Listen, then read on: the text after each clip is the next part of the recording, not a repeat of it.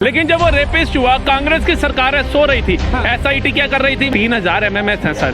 तो अगर उसकी 33 साल उम्र है, 2019 में उसने चुनाव लड़ा था, 2024 चल रहा है, 5 साल, इसका मतलब पर डे उसने 6 से 7 रेप करे। पहले तो पुलिस को ये पूछना चाहिए कि आपके पास ये एमएमएस आया कहाँ से। अगर वोट मांगना है अपने विकास के नाम पे मांगो, कोई कार्य किए जनता हित में उस पर वोट मांगो, लेकिन कभी दलित, कभी SC ST, कभी मुस्लिम, कभी ये रवन्ना, कभी फलाना, कभी ढिमकाना, कभी मणिपुर, इनके ऊपर वोट मांगोगे, जनता आपका साथ नहीं देगी। इंदिरा गांधी जी का नारा था कि मेरे खून का कतरा कतरा जो है वो हिंदुस्तान के लिए लगेगा। आज आप उसी हिंदुस्तान के टुकड़े करने पे लगे हुए हो। बाबा साहब ने अपने संविधान के अंदर वक्फ बोर्ड नहीं लिखा था, शरिया नहीं लिखा था, मुस्लिम पर्सनल लॉ नहीं लिखा था, पहले संसाधनों पे पहला हक मुसलमानों को का ये नहीं लिखा था। संविधान किसी का बाप नहीं बदल सकता सर। ना मानो सनातनियों की श्रद्धा से आहत पहुंचाने का काम क्यों करते हो? आपको खाना है घर में खाओ ना भाई साहब। राहुल गांधी जनेऊधारी ब्राह्मण सावन में मटन खा रहे हैं, उनकी बहन कहती है मैं कश्मीरी ब्राह्मण हूँ, हमारे में तो लहसुन प्याज का भी परहेज है, वो भी चपाचप मटन खा रही है कि किसको हाथ पहुंचा रहे हो? खाना है घर बना के खाओ, मत बताओ जनता को ये वीडियो क्यों बना रहे हो। 10 जून आएगी, द्रौपदी मुर्मू जी प्रधानमंत्री मोदी को शपथ दिलाएगी और एक मम्मी अपने बच्चे का हाथ पकड़ के इटली चली जाएगी। नमस्कार, आप देख रहे हैं न्यूज हंगर और मैं हूं आपके साथ विनायक कुमार। राजधानी दिल्ली में मौजूद हूं, लेकिन दिल्ली से लेकर कर्नाटक तक इस समय राजनीति ऐसे हिली हुई है कि आप भी सुन रहे हैं और लगातार समझ रहे हैं कि प्रज्वल रेवन्ना, जिसको लेकर विपक्ष लगातार सवाल खड़े कर रहा है कि आखिर प्रधानमंत्री नरेंद्र मोदी जो है कैसे उसके लिए रैली में चले जाते हैं, कैसे प्रज्वल रेवन्ना का समर्थन कर रहे हैं। एक प्रज्वल रेवन्ना जो है इतना बड़ा रेपिस्ट हो सकता है, देश का सबसे बड़ा अगर रेपिस्ट उसे कहा जाए तो ये गलत नहीं होगा, क्योंकि 2800 से 3000 महिलाओं के साथ सेक्स स्कैंडल करना, जो कि 16 साल से लेके 80 साल तक की महिलाओं के साथ उसके पास उसकी वीडियो पड़ी थी। अब जरा सोचिए कि पूर्व प्रधानमंत्री का पोता है और पूर्व प्रधानमंत्री वो जो थे किस पार्टी से थे, ये भी जरा समझिए कि कांग्रेस पार्टी से थे।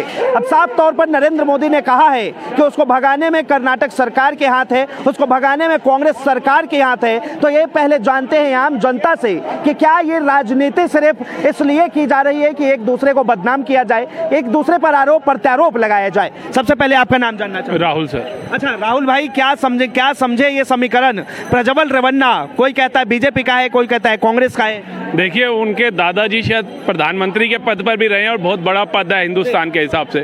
तो देखिए, अगर बाप दादा अच्छे हैं और परिवार का हर सदस्य अच्छा सबको लगता है। अब ये एक मुद्दा उठा रहे प्रधानमंत्री ने, उसके लिए प्रचार कर दिया मोदी जी ने।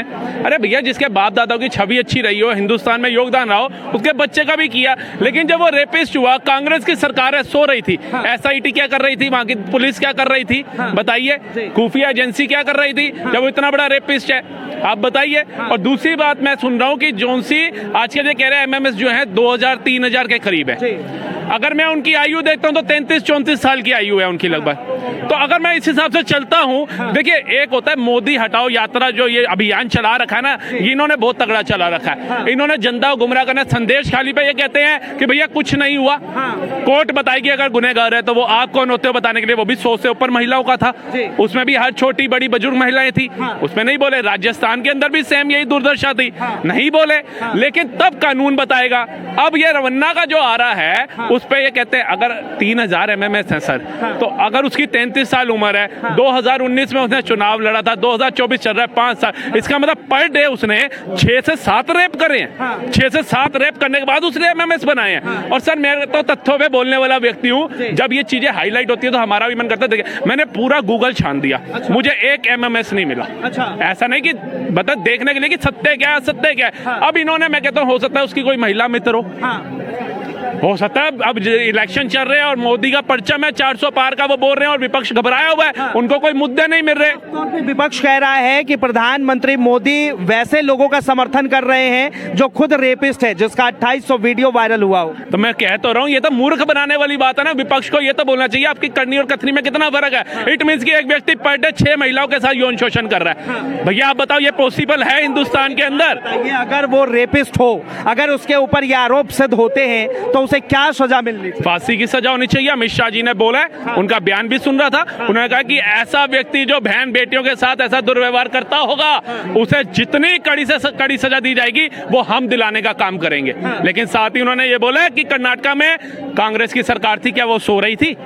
आज उन्हीं के कार्यकर्ता, वो जो लोग हैं, महिलाएं हैं, वो लोग घर जा जाकर उन बहन बेटियों की इमेज को खराब कर रही हैं, दिखा रही हैं।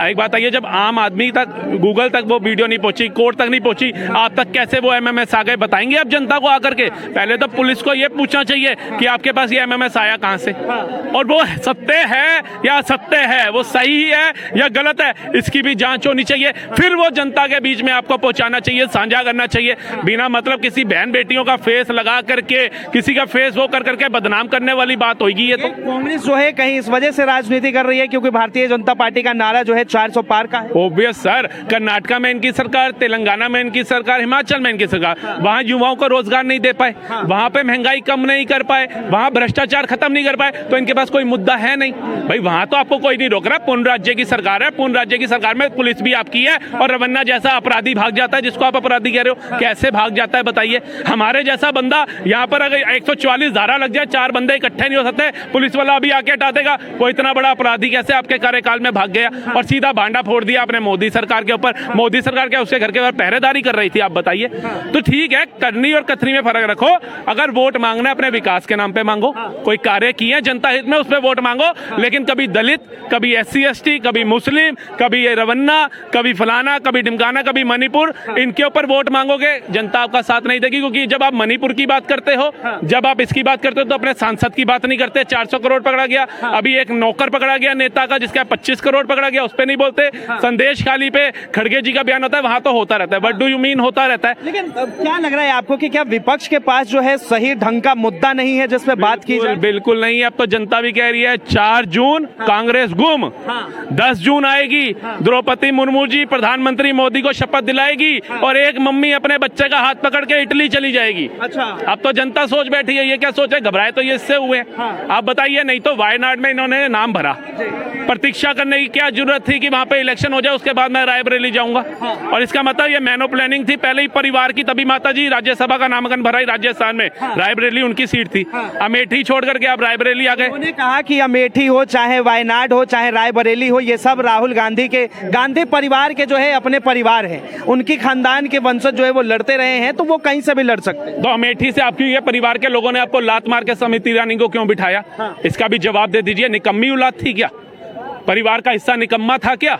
जिसके खानदान बाबा दादा वहां से प्रधानमंत्री चुन करके आए, आज उधर की जनता ने लात मार के भगा दी आपको। ये इज्जत थी आपकी। और क्या किया आपने रायबरेली और वहां के अंदर?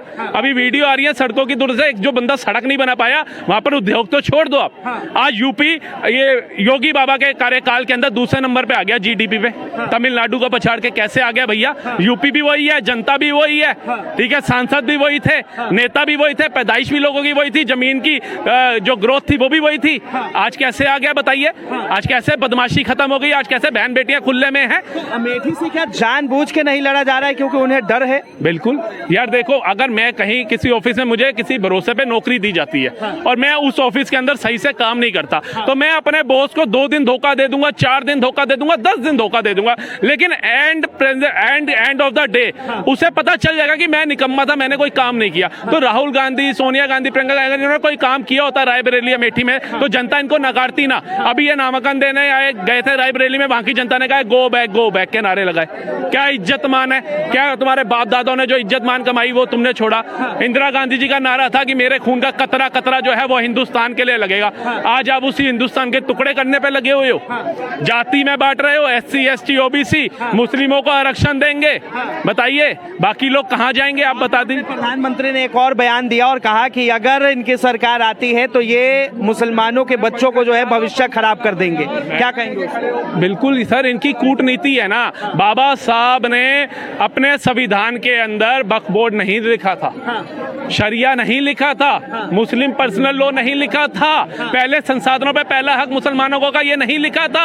और अगर आप वोटों में धांधली करते पकड़े जाओगे और 6 साल के लिए अगर कोर्ट आपको निलंबित करेगी तो इमरजेंसी लगा करके देश के संविधान की धज्जियां नहीं उड़ाओगे, ऐसा नहीं लिखा था। ये संशोधन कर करके भारत के संविधान की धज्जियां कांग्रेस पार्टी ने उड़ाई और आरोप लगाती है मोदी सरकार के ऊपर। 10 साल थे उनके पास, बहुत संशोधन कर सकती थी, बदलाव कर सकती थी। सवाल बहुत ज्यादा इस टाइम जो है सुर्खियों में बनी हुई है। साफ तौर पे कहा जा रहा है कि अगर अब तीसरी बार बीजेपी की सरकार आई तो ये संविधान बदल देंगे। संविधान किसी का बाप नहीं बदल सकता सर।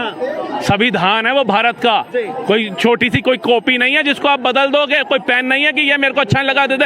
ये संविधान है, ये जनता को गुमराह करना है। जो नीचे का तबका SC SC OBC उनको वो गुमराह करना है और क्या करना है। संविधान बदलना तो आप बदल। अब उन्होंने संशोधन, इन्होंने किस किस के लिए संशोधन किया मैंने आपको बता दिया। वक्फ बोर्ड, शरिया, मुस्लिम पर्सनल लॉ, पहले संसाधनों में पहला हक, ये वो, इनके लिए इन्होंने संविधान में संशोधन किया। मोदी जी ने एक संशोधन किया 370 धारा हटाने के लिए। उससे एक धारा हटने से कितनी शांति हो गई। हमारा शौर्य, हमारी सेना को पत्थर मारने वाले गायब हो गए। तिरंगा गर्व से लहराया जा रहा है। सचिन तेंदुलकर खुद जाकर के बैटिंग करके आया। पहले इंडिया जीतती थी, पाकिस्तान जिंदाबाद के नारे लगते थे। आज ये सारे कहां गए। एक संशोधन से कितना विकास हो गया और आपके संशोधन से भारत कितना बट गया। हिंदू मुस्लिम के अंदर खटास आ गई।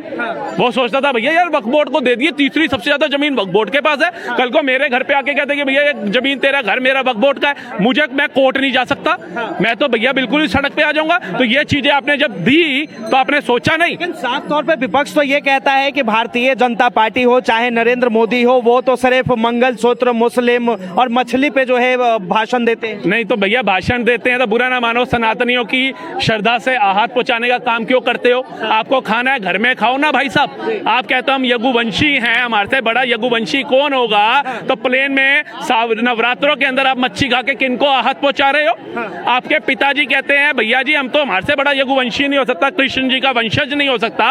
राहुल गांधी जनेऊधारी ब्राह्मण सावन में मटन खा रहे हैं। उनकी बहन कहती है मैं कश्मीरी ब्राह्मण हूं, हमारे में तो लहसुन प्याज का भी परहेज है, वो भी चपाचप मटन खा रही है। कि किसको हाथ पहुंचा रहे हो। खाना है घर बना के खाओ, मत बताओ जनता को ये वीडियो क्यों बना रहे हो। यही मोदी जी ने अगर द्वारकाधीश का दर्शन कर लिया समुद्र में जाकर के, उनके ऊपर टिप्पणी कैसी करते हो आप टिप्पणी क्या करते हो। हमारे को खुशी हुई कि भैया हमारे देश का एक प्रधानमंत्री ऐसा भी आया जो भैया हिंदू श्रद्धालुओं को, हिंदुओं को, सनातन को इतना मानता, क्योंकि वो सनातनी है। किसी और धर्म का होता तो नहीं मानता वो, आप बताइए। लेकिन अगर वो मानता तो इनको उस पर आपत्ति है।